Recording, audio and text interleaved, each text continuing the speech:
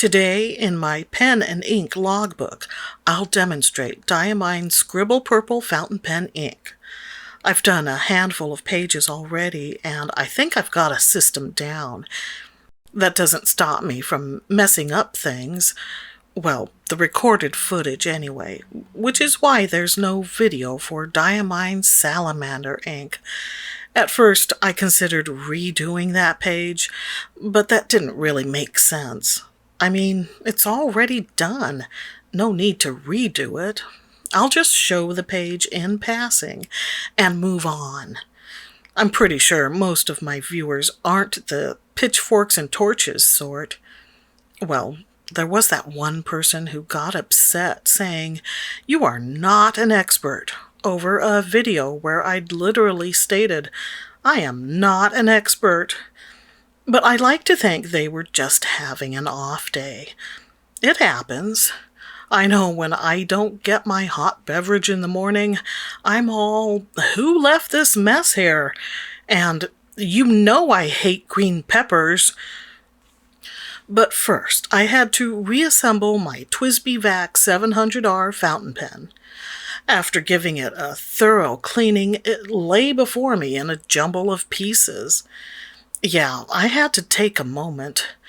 When presented with pen parts, silicone grease, and a wrench, some people don't bat an eye, whereas I'm hoping for a notated diagram, preferably with helpful arrows and smiley faces. It seems like this gasket is the important thing to grease up.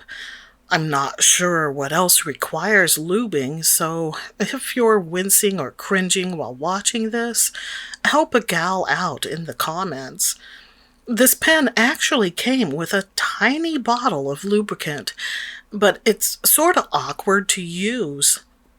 Producer Mike took pity and got me this small container that's much more practical. I have a request for any and everyone watching because I'm curious. In the comments, please share what you're doing while watching this video. Are you drawing or are you eating? Perhaps you're getting some cleaning done. Or are you planning vengeance on your enemies? Not that I condone that kind of activity, but what's the saying? Revenge is a dish best served cold, and considering I've let this footage sit for over a week, this content is pretty frickin' cold. Or maybe you're sitting there seriously contemplating hitting the like button. How's that for a twist? Bet you didn't see that one coming. But for reals, I want to know.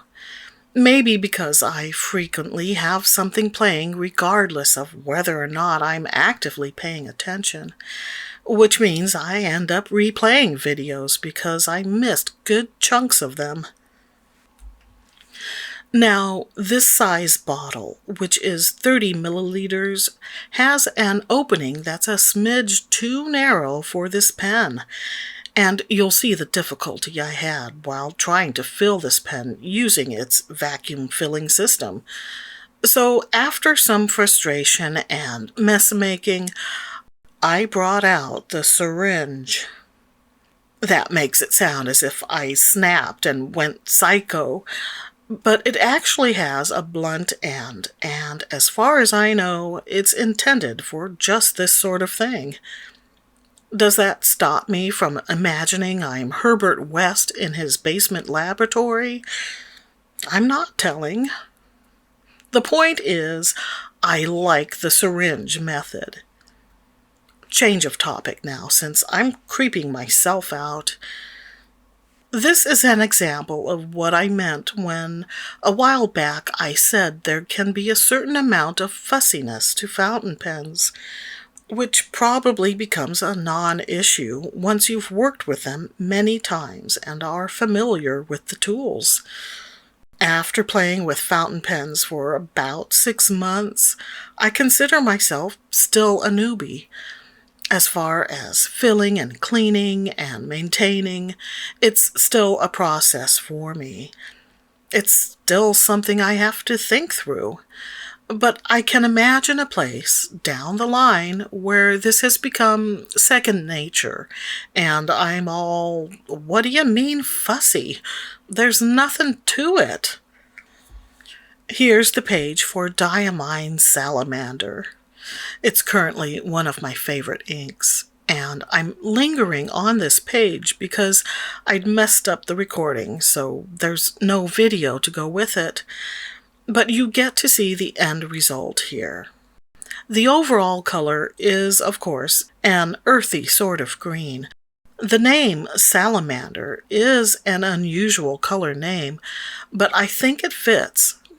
In case you're unaware, actual salamanders come in various colors, including green. And here, my experience in watching PBS nature programs comes in handy. Did you know that although they are linked to dragons, in European folklore anyway, salamanders are amphibians rather than reptiles, and are thus closer to frogs than to lizards. So don't say you never learned anything here at Inkworks. If you're curious about this pen, look up a previous video titled "Probably the Only $80 Pen I'll Ever Own." That's where I unboxed and first demonstrated it. It's very dark. It looks nearly black, actually, but wait until you see the wash. You just got a glimpse of the Food Lover's Companion. I love that little book. I've had it for 20 years, and it's come in handy many times. I mean, who hasn't had to whip out a reference volume so they can wave it in the air while victoriously claiming, "See, I told you shawarma and doner kebab are the same thing"? I expect a lot of people don't care about what it looks like watered down, but for those who use these inks for arting, it's of great interest.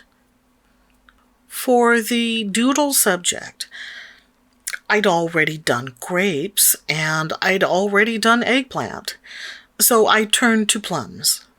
More specifically, plum sauce, which is not really purple, but, you know, artistic license. Too bad it's not one of my better sketches, but it serves its purpose. Here I was really heavy-handed with the ink. I think I forgot this wasn't watercolor paper and went in with a fully loaded brush. So that's a big old swatch there. I forgot to mention that this is a Japanese Apica CD notebook. Just the regular one, not the premium version, because this was cheaper. That TWSBI pen is one of my favorites.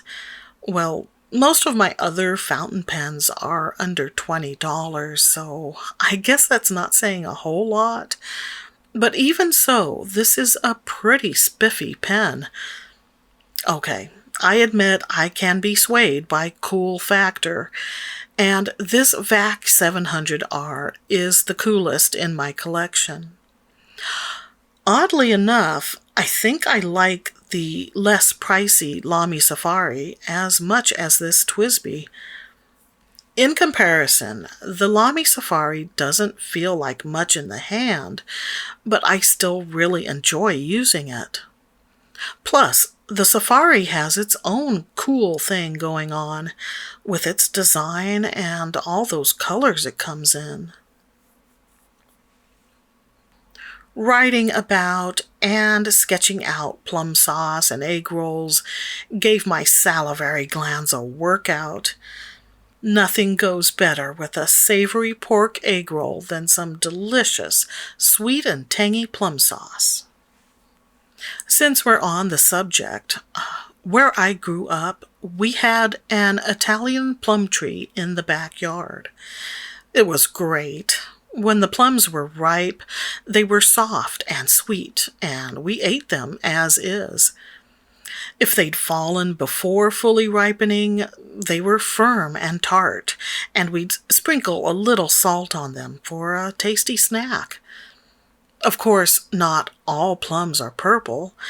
Japanese plums, or ume, are naturally green or yellow. But when you see pickled plums called umeboshi, they'll be red due to the addition of dye from red shiso leaves. Man, are you guys getting spoiled? I'm just a fount of knowledge today. Yeah, plum sauce. It's got that sweet and sour flavor profile. It's a versatile condiment. You can warm it up and pour it over a cut of meat, such as a pork chop, or you can use it as a dipping sauce for chicken tenders.